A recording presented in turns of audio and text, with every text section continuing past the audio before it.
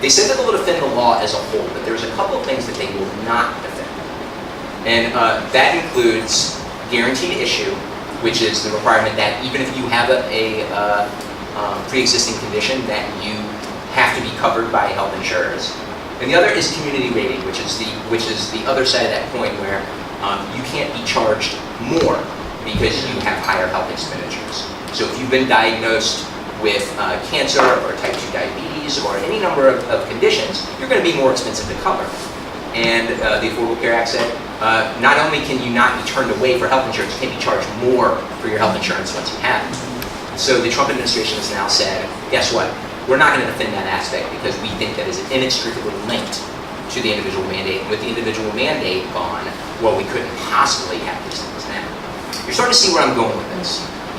You pull out one piece of this house of cards, and then you point at everybody and you're like, oh my goodness, how could this couldn't possibly stand now? I don't know why everything's starting to fall apart.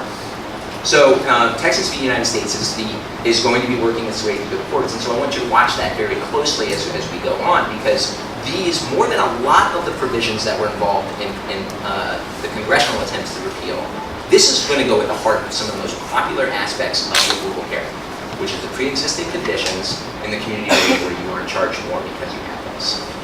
So, because I'm sure that I took way more time than I had, I will pass the microphone back over and we'll deal with questions as you. That's awesome. Well, I do have a follow-up here, which is great. You covered a lot of the topics that I had questions about, for sure. But you brought up Texas v. United States, which is very interesting, because right now the idea of covering pre-existing conditions is really back in the news, and we've heard a lot of folks tying that to the Supreme Court nominee. Can you dig into that a little bit of how that's going to play out and why those things are linked? Also, we mentioned Dave Bryant's absence. The congressman was invited to participate several times today. Unfortunately, he couldn't join us.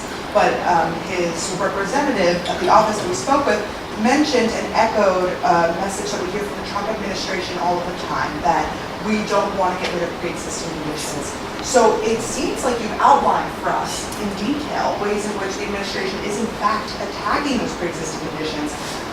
What is the discrepancy between the fact that they keep repeating that they won't attack this very popular part of the law, and yet it seems like the actions that they are taking directly go after that very provision? Can you flesh that out for us? I don't ask you to speak for the congressman, obviously, but what's happening? Well, so I don't know if you've been following the news a whole lot, but this administration seems to have a very squishy relationship with what a lot of us call the truth.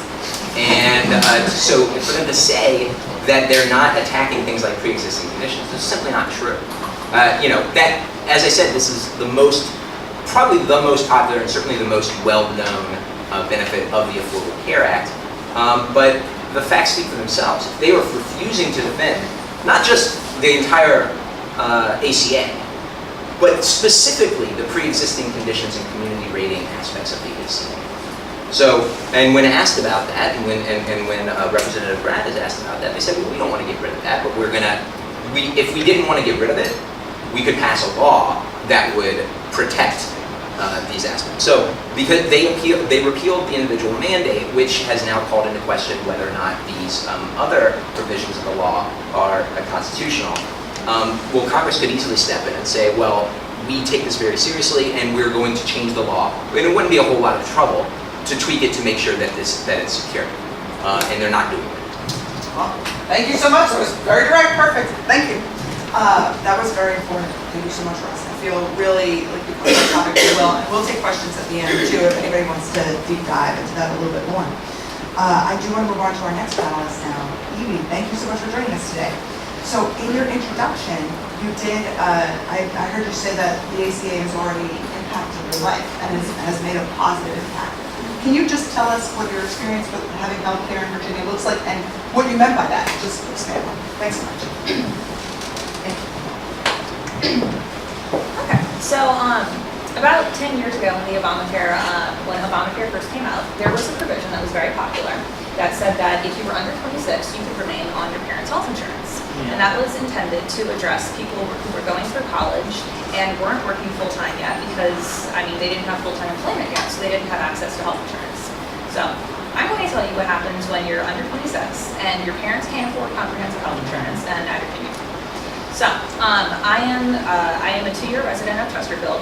I'm originally from Louisiana. I was going to college in Alabama, and then I spent a little time in Texas before I came here, so I've kind of been bouncing all over. I have a little bit of a national southern perspective on healthcare. When I was in college in Alabama, I didn't know that I had major depression. I started figuring it out when I was 19, and I started eyeing the buildings on my campus, trying to figure out which of them were tall enough that if I jumped off them, they would kill me. I dropped out. And when I did drop out and I went to live with a family member, I started running into health insurance problems for the first time because I was covered under my dad, and my dad only had catastrophic health insurance. So I didn't have any coverage for therapy. I didn't have any coverage for antidepressants. I didn't have any coverage for the ADHD medication that I started taking or the testing that I did to figure out what I had in the first place. About 2 years later, I sort of got back on schedule. I headed back to college. 2 years after that, it all went off the cliffs again. I dropped out again because I didn't have health insurance that would cover antidepressants fully. So $40 a bottle a month for antidepressants wasn't something that as a college student I could do. So I dropped out for the second time and wound up in Virginia. As a Virginian, I have been covered under the Affordable Care Act for the first time this year. As a result, my ADHD medication has gone from $40 a bottle to $5 when I fill it at the pharmacy. My antidepressant has gone from $35 a bottle a month to $5 again at the pharmacy. I have gotten an ultrasound of a breast lump that I've had for the past 4 years, and I've never gotten an ultrasound of before. I got one 4 days ago. It's not cancer. Yay! Always good to know. Which is, I figured since I wasn't dead yet, but it's nice to have confirmation. As a result, I'm going back to college for the third time. This time I actually have coverage for therapy. I have coverage for antidepressants. I have coverage for my ADHD medication. I have coverage for my psychiatry. I have been doing the Chesterfield County Mental Health Clinic for the last year, but they only give you about a year of services before they tell you to move on because they have limited resources. So the Affordable Care Act that I've had since January is already impacting my life for the better. And now I'm going back to college for the third time, and I'm feeling more optimistic about this than the last 2 times because now I actually have health support. So basically linking insurance only to full-time employment as had been done in Virginia until this past year when Medicaid expansion was passed meant that I was locked out of having health insurance because I couldn't rely on my parents to have their health insurance because they didn't have it. So now that Medicaid has been expanded to low-income individuals like me, I am actually going to be able to continue getting the kind of care that I need in order to go through college and actually get a full-time job. I would like to be a taxpayer instead of just getting tax refunds. But that's my story pretty much. That's excellent. I want to draw the conclusion I feel like you've already made, but I just want to be very specific about it. Because you had access to these things, it sounds like, whereas if you would have gotten lost in the rabbit hole, which I'm so glad you didn't, you're now on your way and path to living a very healthy, happy, stable life and able to contribute and be a positive member of society, which you were before. But I'm saying in the way that, like you said, nobody should have to fear that they don't have access to Tessa Lump. That's so scary. So thank you so much for sharing that story. But yeah, it sounds like because you had access to these things, Virginia is better for it because you get to live a healthy life and take part in getting your education and pursuing better opportunities. Yeah. So would you say that that is the case? Yeah, I lived here for 2 years. I started going back to college in January, and part of the reason I started going back is because I had health insurance starting in January that was covering my stuff. Yeah, well, I'm so happy you're getting what you need. That sounds excellent, and I'm happy we're able to participate today. This panel is better because you're here. Thanks. That's excellent. Tying in what Freddie mentioned too, previously single adults without children weren't eligible for Medicaid, that's right? Yeah, so expanding this law helped a lot of Virginians who were being left out before, and we're better that they're included. They're living better lives, and they're our neighbors and friends and panelists. Excellent. I want to move on to Darlene. Thank you for being here today. So we're going to talk about Planned Parenthood. So the Trump administration has introduced a gag rule. Now this is in the news a lot. I'm sure a lot of our audience has heard about this. The gag rule that's been instituted would undercut the nation's Title X program, which is a little bit more in-depth. We do want to get into that today. The Title X program affords affordable birth control and reproductive health care to millions of low-income Americans. And then under the gag rule, healthcare providers would no longer be able to refer their patients for safe, legal abortions. So in May, Dave Brat signed a letter with other conservative members of Congress urging Health and Human Services Secretary Alex Azar, is that how you say it? To ban the Title X funding for organizations like Planned Parenthood. So cuts like this would really devastate Virginians seeking health care. I just want to dive into that a little bit. Can you tell us what kind of services Title X funding provides for Virginians and who depends on those services? Who are these folks we're talking about? Thanks. Hi. So Title X is actually, it's a federal grant for comprehensive family planning. It began in about 1970, and what it really does is it provides access to contraceptive services, supplies and information to all who want and need them, so that way families can choose to grow in their own time. Now, when I say contraceptive services, supplies and information, it sounds just like birth control, but there's actually a lot more that is covered under Title X.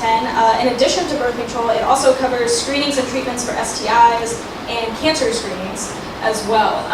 And a popular myth is that Title X also pays for abortion services, but I am here to say today that it does not cover abortion services. If you go on hss.gov, several places it says that it will not cover abortion services of any kind.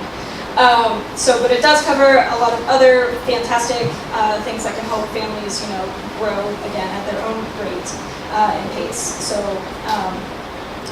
who depends on the Title X services are really people who are low income and uninsured individuals. In fact, it is written that by law priority is given to persons of low income families. So really focusing on people who need those services and can't get it because either they're uninsured or they just can't afford it. And just talking about statistics, it's 4 million people who rely on Title X. And under the gag rule, they'll see those options drastically reduce if health centers don't comply with the gag rule. So that's 4 million people that can be impacted via the gag rule. Yeah. How much government funding goes towards abortion services? $0. Zero. Honestly, so what happens is it's a reimbursement for services that I just mentioned, birth control screenings and treatments and STIs. Planned Parenthood is not reimbursed for abortion services under Title X. That's not the case at all. Yeah, that's awesome. That's always good to remember. So you mentioned the gag rule. How does the gag rule play out in clinics with doctors? What does this mean? So the gag rule restricts Planned Parenthood health centers as well as other health centers that provide, discuss, or even mention abortion from receiving those Title X funds, which again are very vital for health centers. It brings so much money to these health centers in order for these services to be provided to people who need them. So the gag rule restricts that by saying if you discuss it, if you refer patients for abortions, if you even acknowledge that abortion services exist, you will not receive that funding. And that impacts not just Planned Parenthood, but also any other health insurance or health clinic, and it restricts doctors from giving accurate and complete information to their patients. Yeah, so since you mentioned all the other services Planned Parenthood provides, and I actually use Planned Parenthood as my provider, if I were going for a general checkup and discovered that I was pregnant, it would impact basically the way that the doctor she would not be able to suggest to me all of my options. Correct. Okay, all right. Well, it seems like that is holding the other services that Planned Parenthood provides hostage. Would you say that that's a fair way to describe that? Absolutely. So what ends up happening is the health centers have to choose whether or not they want to comply with this gag rule. And if they choose, we want to provide accurate and complete information to our patients, we're not going to comply with this gag rule because it's important that the doctor and the patient get to decide how that healthcare is, discussed. Then they pull the funding, and that impacts again those services that I mentioned. and many services that patients need get cut off. Now, some health services might have donors that can step up and kind of try to fill that Title IX or Title X gap, but that gap is quite large, and it's going to often be the case where those donors can't fill that gap. So no matter what, those services are going to end up slashed. And on the flip side of that, if they choose to comply with the gag rule to continue to receive those funds, they're not going to be providing accurate and complete advice to their patients, and that's the patient that's losing on that end. And so that's mainly the situation that health centers are going to be stuck in. Thank you so much for filling us in on that. Thank you. So you have Autumn with us here today as well. I do. Yes. Autumn, I'm actually sitting next to two fantastic storytellers, which is a great way to make sure that HHS can stop this gag rule from going into place. Telling your story is fantastic, and as well as submitting your comments to HHS. And to kind of show the impact that sharing your story can be, I did bring Autumn with me. She is a patient at Planned Parenthood, and she has a fantastic story to tell. Thank you. Hey, everybody. Like Darlene said, my name is Autumn. I am 22, and I am a current patient of Planned Parenthood, and I've been a patient since I was 16. So I grew up in a very religious, strict household with Southern Baptist parents who were strongly against any type of premarital sex or anything even in the realm of sexuality, which is very unfortunate for people, especially younger people who are starting their period and get debilitating cramps as I did. I started my period when I was 11, and it immediately followed with cramps so badly that I have passed out in my middle school's library. I have thrown up, missed school for 5 days at a time. It was completely awful. It was terrible. And I was missing out on a lot of my childhood, my adolescence because of it. I was missing out on being able to go and do things that people my age were doing because I was too busy laying in bed with a heating pad. And my parents, having the belief that they do, just told me to kind of suck it up, that it's just part of being young and it might get better when you're older, but it's womanhood and you gotta deal with it. So I continued to suffer and miss school. My grades suffered, my youth suffered, and I just suffered because that's what I was told I had to do. When I brought it up to my pediatrician around 14 that my cramps were so bad, I was missing school, my pediatrician suggested that I could start taking birth control. That would help level out my periods and hopefully take away some of the horrible symptoms that I was suffering from. But my mother cut the doctor off and said, no, absolutely not. I'm not putting my daughter on birth control. That's giving her permission to have sex. I wanted nothing to do with sex, frankly. I just wanted to not suffer and be throwing up and missing out on my childhood.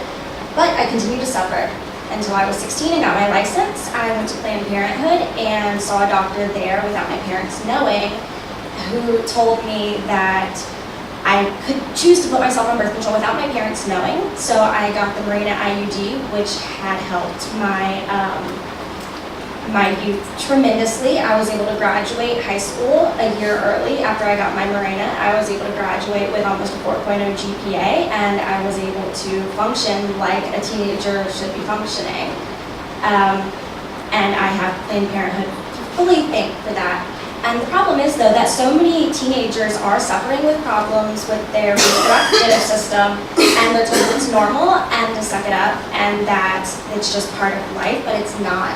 And if we take away the gag rule and we take away Title X, then a lot of the younger people who can benefit tremendously from the services that Planned Parenthood has to offer, then we're giving so much away, and it's not fair to these kids, and it's not fair to anybody who needs these services that won't be able to get them. And that's pretty much it. I highly support keeping Title X, and just to be able to be here today, I wouldn't be able to be here today without Planned Parenthood. I would be in my bed with a heating pad. Yeah. Well, thank you so much. One, you were a very badass 16-year-old. That's the official term. Thank you. Yeah. Thank you. And I would like to draw this connection. While I will, obviously not all women go through cramps that are that bad Right. during their period, I would certainly say that only women would go through period plans. So, Fair point. yeah, it wouldn't, this is a very gendered issue, so Right. I think it's fair to say that it's also sexist It if we is. don't offer these programs to girls, because you mentioned the ways in which it impacted your education. Right. And do you feel like you would have had the opportunities to focus on school in that way? And- No, Yeah. no, there's no way that my grades would have been able to stay how I was able to keep them after I got an IUD and was able to get the help that I needed. But so many other young people without insurance aren't able to get that help and won't be Yeah. able to get that help. So it's also a problem with lower income people, and that's another big thing that Planned Parenthood helps out with. Excellent. Well, thank you so much for sharing your story. Thank you. Yeah, I agree. I learned a lot, and I think that was very helpful. I learned so much today. I hope everybody enjoyed this panel. I do want to wrap it up with one question for everybody, and we can start at the end. So we've covered a lot of bases today. Some ways in which healthcare is under attack. Some ways in which it is improving in the state. Right? A lot of good news. I love that. But if we could leave our audience here today with one action step or one focus right now, just from your perspective, what would you say is one thing we should be focusing on right now, or one way we can fight back against some of the attacks on healthcare? To comment out against the gag rule and why you don't support it. Excellent. What does that look like? How do we comment on it? Well, there is a link that you can go to and you submit a public comment. You can just say, I don't support the gag rule, or go into a deeper story, and this is why I don't submit the gag rule. But really, any words that you have to say can really help and benefit. Absolutely. And keeping people. What's that site? Yeah, what is it? We could, Darlene, if you want to answer. It's bit.ly/RVA gag with RVA in all caps. If you go there, that links you to Planned Parenthood's comment site, so you can comment against the gag rule, and those immediately get sent to HHS. They say VA. RVA gag. RVA gag. Mhm. Sorry. RVA gag, all caps, except for gag. Gag is lowercase. And that is to submit the comment against the gag rule. They are accepting that until the end of the month. So try to get those in there as soon as possible. We really want to flood that. Darlene, would you agree that that is the number one action that is important right now? Absolutely. I would also, I'm going to add a little thing. Talk to your friends, especially in those key states, West Virginia, Maine, Alaska, Indiana, and North Dakota. If you have friends there, talk to them, because those are also swing states in talking about the gag rule and dealing also with the Supreme Court. So it's important to really, really talk to your friends, branch out, and have these tough discussions so that we can make sure that we are going to continue to get the care that we need in those states. I will say that these links and the resources that Freddie mentioned earlier as well, I'll personally put them in the comments. So if you go to our Facebook page, the event that you saw on Facebook, we'll have them listed in the comments. So you don't, people watching or folks in the audience don't need to worry about remembering this word for word. But thank you so much for sharing that today. Well, I don't know which law to tell you to support or not support. I can tell you that unfortunately Representative Brad isn't here, but if you vote this November, you will have the opportunity to vote for Abigail Spanberger, who is running against Representative Brad. One of her number one issues is healthcare, so please vote on November 6th. And not only that, if you're going to be voting on November 6th, and if you have some spare time on your hands, I'm volunteering with Abigail Spanberger's campaign. I would love to see some of y'all there. There's a Chesterfield film bank every week on Thursday until the election. So if y'all are interested, contact the Spanberger campaign, and y'all can help call neighbors like I've been doing. Educate yourself, and then educate everyone you know. Yeah, It's- that's how You it start with learning everything you can, and then put together events like these. Host events at your home. Make sure people know what's going on. There's a lot of stuff that's happening underneath the radar. It's probably not a coincidence that we see all these big hitting stories every single day. What awful thing happened on the news today, while all this other stuff is flying under the radar. Learn what you can, and then give other people opportunities to learn as well. So I would say that we passed Medicaid expansion. That's really exciting. But Virginia we still have some issues to fight in the healthcare battle. And the one issue that I would point out is the work requirements waiver. So during the process for the waiver, there will be a state comment and federal comment period. This is vital. If you feel strongly about the work requirement, you can have your voice heard, and it's really important. As I mentioned before, Kentucky, the part of the ruling, the judge found that the federal administration did not take those public comments thoroughly into consideration when making their approval. So they had thousands and thousands of Kentuckians stating that this was going to hurt the health insurance for a lot of low-income Kentuckians, and the judge actually, mentioned that as part of his ruling. So I would say, moving forward, if you have a dog in the fight of the healthcare for Virginians, the 1115 waiver that includes work requirements would be the one to fight. That's so helpful. Well, I'm happy that not only were we very informed, we left with a lot of great action steps. So I want to, before we move on to the next part, just thank our panelists. They just did an amazing job.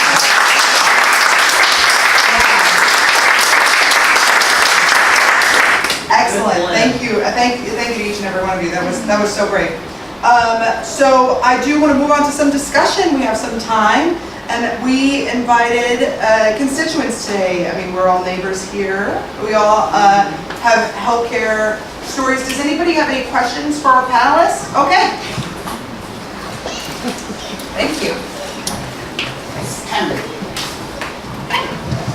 This is, I am a retired RN, also had 17 years with health insurance, and currently volunteer at a crossover healthcare ministry for the working poor. Question for Ross and Freddie.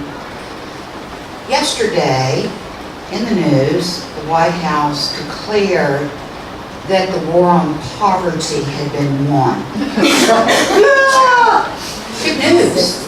And steps to what we need to start cutting back, SNAP, our safety programs. To me, it was very ominous, foreshadowing of getting this Medicaid expansion implemented. Any thoughts, concerns that you may have? Yeah, I think. So, just speaking about our safety net programs, I think doing the research, and I think a lot of people agree that all of these issues are interrelated. If you don't have health care, that's pretty expensive. You go to emergency room, you end up with thousands of dollars of bill, and if you're already low income, can't afford health care, that's going to come out of your food budget, right? And that's where SNAP comes into play. So, I think that attacks on social safety net programs of all types of supports should be fought for.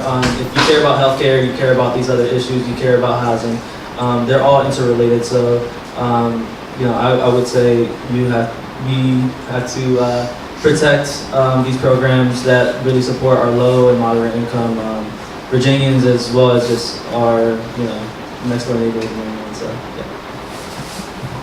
That was a really good question, and it's no secret at this point that if there's one thing that the current administration is good at, it's hyperbole. We won the war on poverty. That's ludicrous on its face. At the beginning of this year, as we were coming into 2018, there was a lot of discussion about entitlement reform. That was going to be the next big thing coming out of Congress, and then that was quickly shot down because they realized how much of a drubbing that Congress took on the attempts at repealing the Affordable Care Act.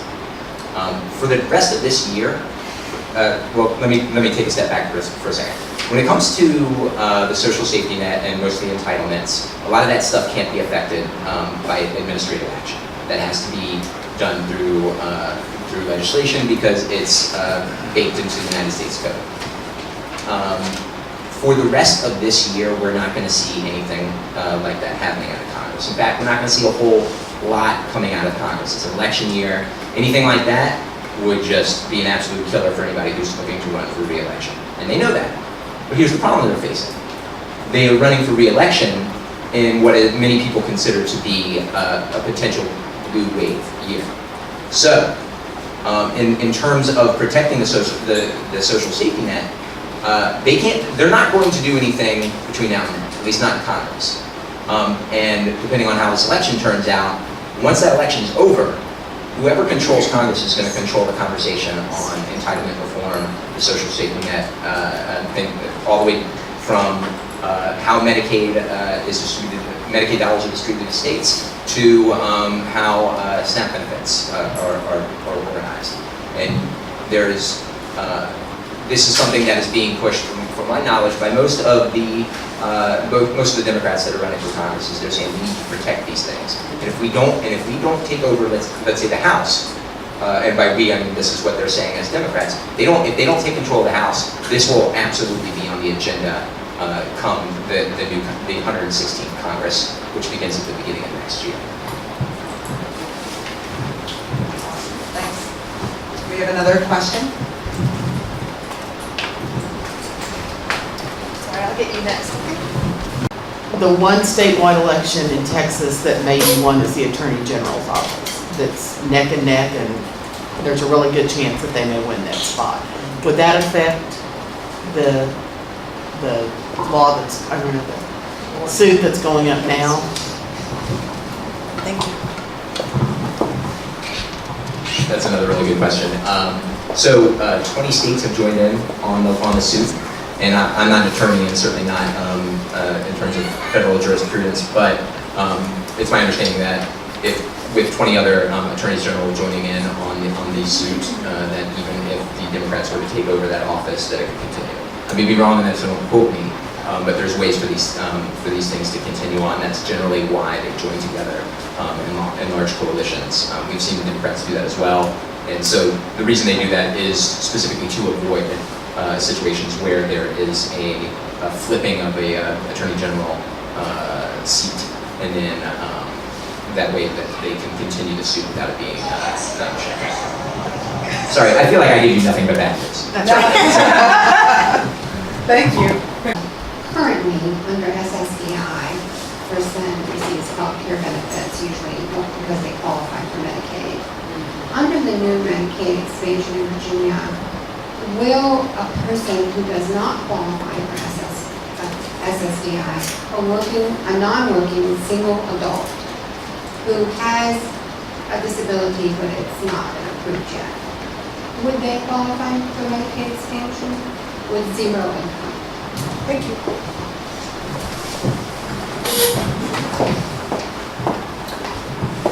All right, so from my understanding, a single adult that is not working, while they might have a disability but it's not approved as a disability, they would be eligible. However, they would be subject to work requirements. So that's part of the piece. So I think as it's written right now, it starts at 20 hours a month. Whether it be there's some provisions around community service, around working, but that eventually it rises every 3 months to the point where it's 80 hours per month of that type of community worker working. So that's obviously a concern of mine, and I think that there should be some. If you're concerned about that, you should definitely take that state comment period to voice your concerns and reach out to your representatives or just to the state in general. So unfortunately, we don't exactly know when that comment period will happen. But I mentioned some resources earlier that will point you to the right direction once that time comes. Thank you. Yes? Hi. One of the things we've talked about today are what they're doing to attack, whether it's the ACA or anything else.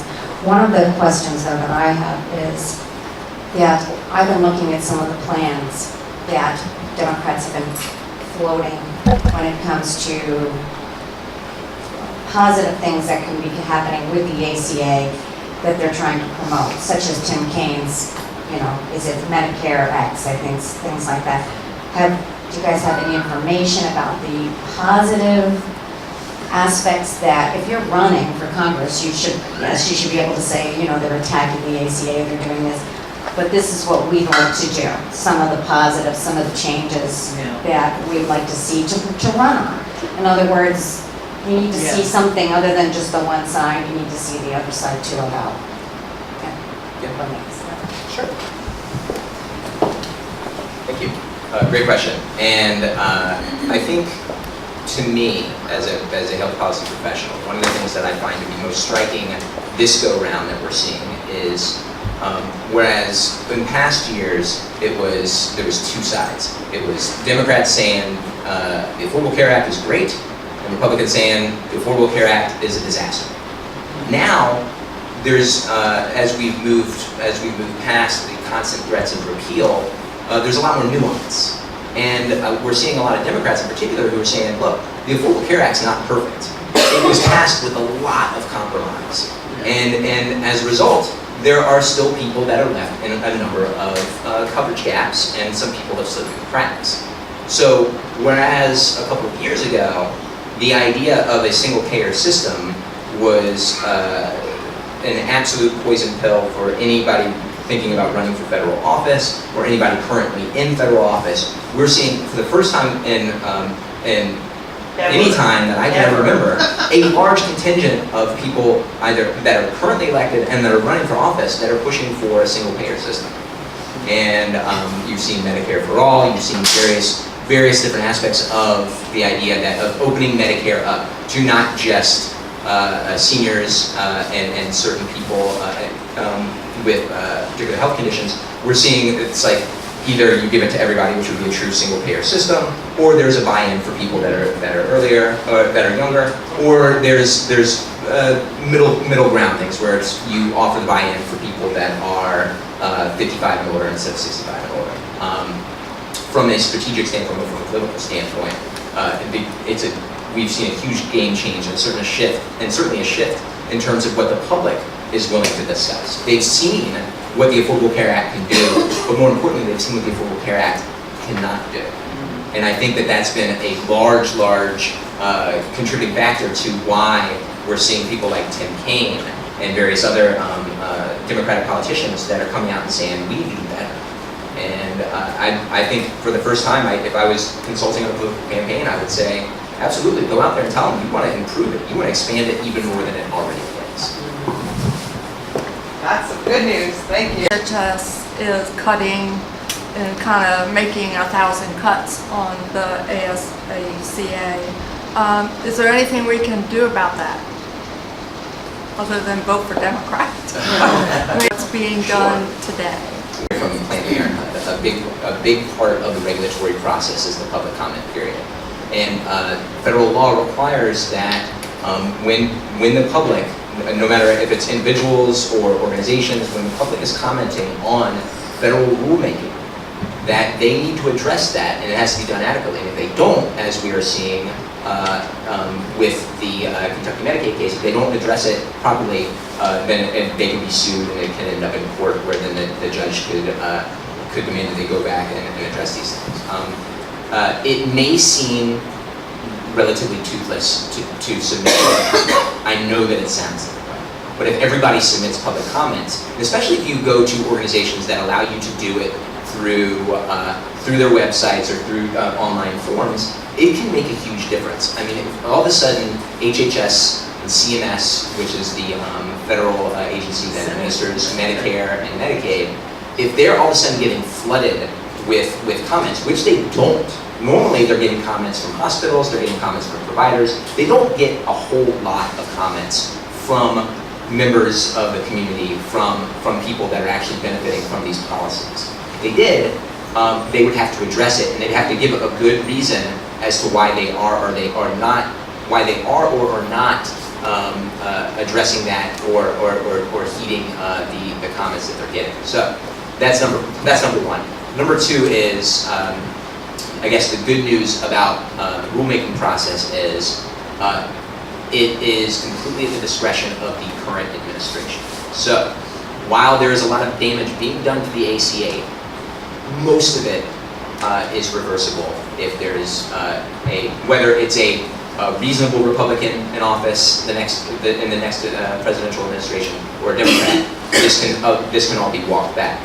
If there's things that need to be protected in the long term, those will ultimately need to be baked into law, which means that you'll need to get the party of your choice elected into Congress. Yeah.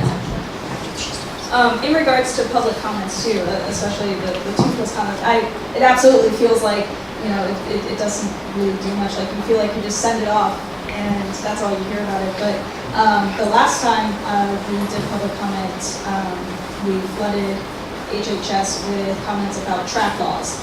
And it's important to know that that was a win for us because of those public comments. So it just shows the importance of those comments. Speak out, tell your story. If you've never been a patient at Planned Parenthood, if you've never benefited from Title X, that's okay. Still submit a comment and talk about how important it is and how you want members of your community to still have access to those services. That's excellent. What does leaving a comment look like? Should we just sign our names to it, or is it beneficial to say our situation or something? It's beneficial to say something. There will be, of course, you can just leave your name, but it's also super beneficial just to add something.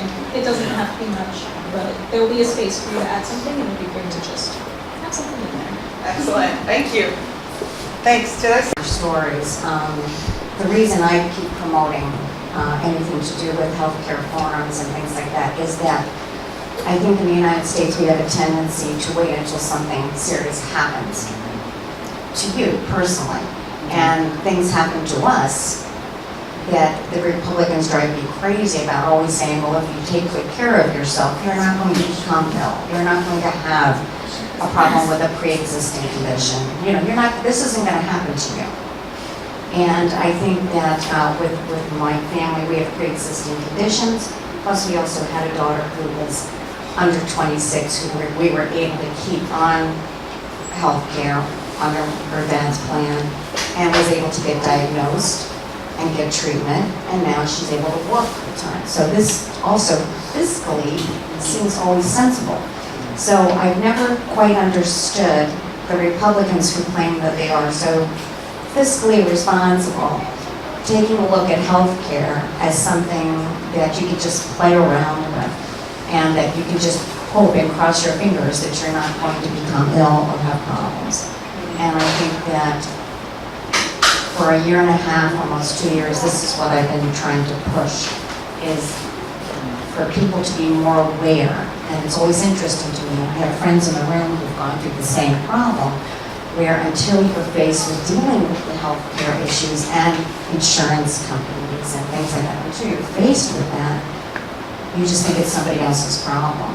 And I think that if more people spoke out and said things in a negative and positive way about what things, like you were just saying, leaving comments that are positive about what ACA has done, or what the 10 essential parts of the ACA, for protecting our care are really very valuable, very important.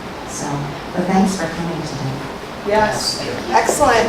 With regard to pharmaceuticals, I'm not sure if any of you have any expertise in that. My husband is retired Army and we're on TRICARE and Medicare. So we usually pay zero for our health care. And for prescriptions, for instance, Eliquis, he pays $1.68.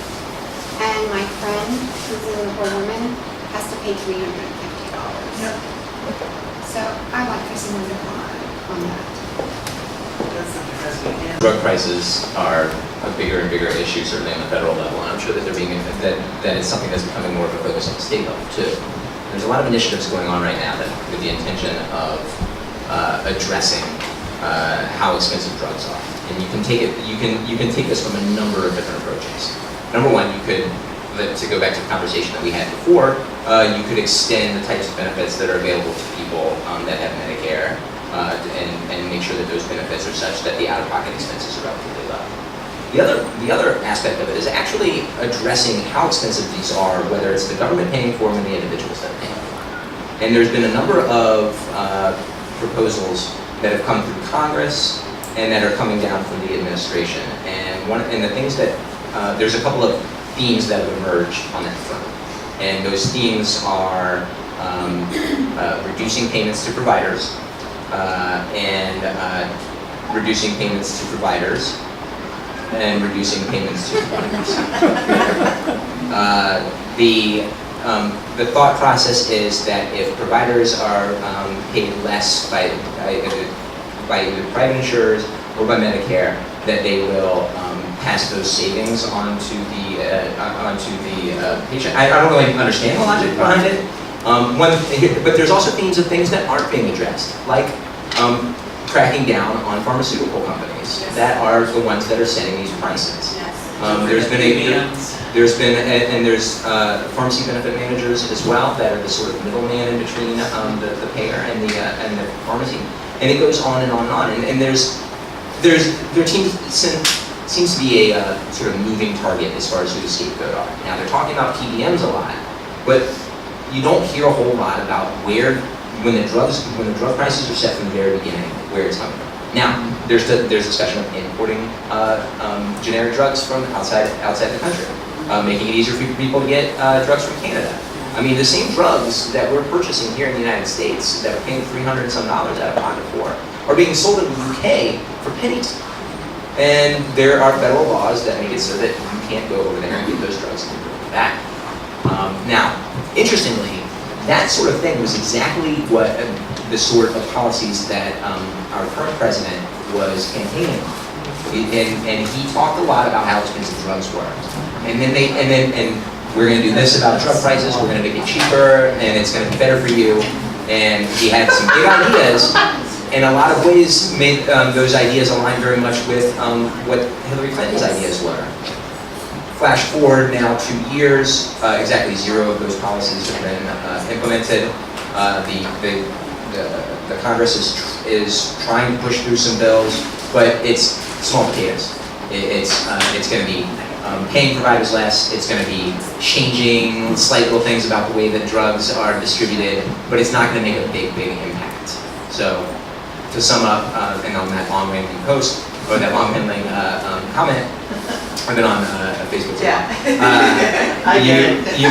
You can approach it from the patient side, or you can approach it from the provider side, or you can approach it from the distributor side, the manufacturer side.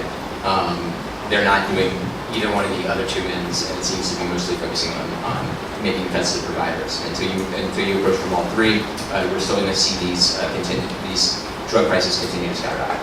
But to go along with all this, I hate to just jump in. I don't see any country in the world that is not able to have a decent plan for their citizens without controlling costs. Oh, yeah. And I really don't see Oh, yeah. anybody talking about it in Congress. Right. I mean, Democrats also. Right. They need to talk about some limitations. Do you know what I mean? Well, so the Affordable Care Act, a lot of when we talk about Obamacare, I'd say only about 20% of the legislative language that was included in the Affordable Care Act was about coverage expansion. The other 80% was about making changes to the way that we provide care in the United States to try to curb costs, not reduce costs, but bend the cost curve to make it so that the rising costs don't continue at the rate that they have. And it's actually been relatively successful in that regard. But because of those compromises that they had to make, they can only take it so far. And there's a number of different ways, and we've discussed some of those, that we could end up making costs, reducing the growth of costs over time. But that would take federal intervention again. And we're starting to see that the Congress has sort of lost their appetite for making those big ticket changes. And some states are trying to go on their own. Am I That's correct, true. California? It might end up being decided by the states. Also. Yeah. We have time for one more question, and then we're going to wrap it up for the day. So thank you so much. One more. Listening and tweeting while you guys have been talking, singing along, yay. One observation and one question. The observation is that the reason that not much has changed is because the healthcare industry in this country sucks up 3.5 estimated trillion with a T per year. And that's a nice little chunk of change. So everybody wants to innovate away from the money, but not me. You know, the hospitals don't want to do it, provide the insurers, the pharmacy folks. So And that brings me to a direct question for you two guys. What do you know about the move toward reference pricing? This is very wonky, I apologize. But toward reference pricing by the states, which was just mentioned, I think it is California, that's starting to investigate a reference pricing issue. What do you see as the potential here, and would you recommend that citizens start educating themselves about that? Thanks. So reference pricing is, where to start? You pretty much had us at, this is something that California is looking into in terms of the reality of reference pricing, or any sort of price controls coming at the state level. It really is going to depend on pretty much whether or not a state is willing to step up and address this issue, as you mentioned before. I don't think that Virginia has much of an appetite for doing sort of price Reference controls. pricing, by the way, is a list of prices that they will be, that will be paid. Oh, I'm all right. Yeah. Sorry, I probably should have explained that. So yes, reference pricing, as the name implies, it would be a reference. It's if you need this particular service or you need this particular procedure, it costs this amount of money. As we have seen over the last several years, if you get a hip replacement at Hospital A, it's going to cost one amount of money, and then you go across town to Hospital B, and it'll cost 7 times that amount. There is so much fluidity in the amount that healthcare costs from one service to another, from one department to the other, one state to another, and on and on and on. There's no, there seems to be no rhyme or reason to the expenditures on that front. But to have reference pricing, you would need to have action either on the federal level or on the state level. We're not going to see it on the federal level because they don't even want to negotiate drug prices with manufacturers, much less tell providers how much they can charge for things. On the state level, it would have to be something that the General Assembly approves, and based off of the sort of sneers that I've seen from my colleague Freddie over here, I don't know that that's necessarily going to be anywhere on the agenda here. We'll see. Yeah, I mean, I haven't heard too much around that specific issue. I can tell you that there has been discussion around having more transparency for prices. And I forgive me, I forget the website, but apparently there's a website where you can go and see how much costs are per hospital for a specific... Medicare Compare, Clear Health Costs, and fairhealth.com. There you go. Like I said, I'm a professional. Now, there was discussion about comparing our website to Connecticut's website, and just the lack of transparency and some serious holes in our website. So I know that was a discussion in the subcommittee hearing, and as much as you can take away from that and apply it to the General Assembly, that's where we are right now. Unfortunately, I do think people are still just trying to get just to get their feet under them with this whole new Medicaid expansion and everything else going on. But I definitely think that's a valid point, and moving forward, that's something that we should definitely look into. Yeah. All right, excellent. I do thank you everybody for coming out on your Saturday, and also my colleague Jennifer Lawhorn, excuse me, put this all together. She is, thank you so much for your hard work on this. Well, this was a great way to spend a Saturday morning. I learned a lot. Every single panelist here, like, you were so engaging. Thank you all for sharing your stories and your expertise and all your knowledge. We learned a lot, and I can't wait to work with you guys again. Thank you so much. Thanks to our panelists.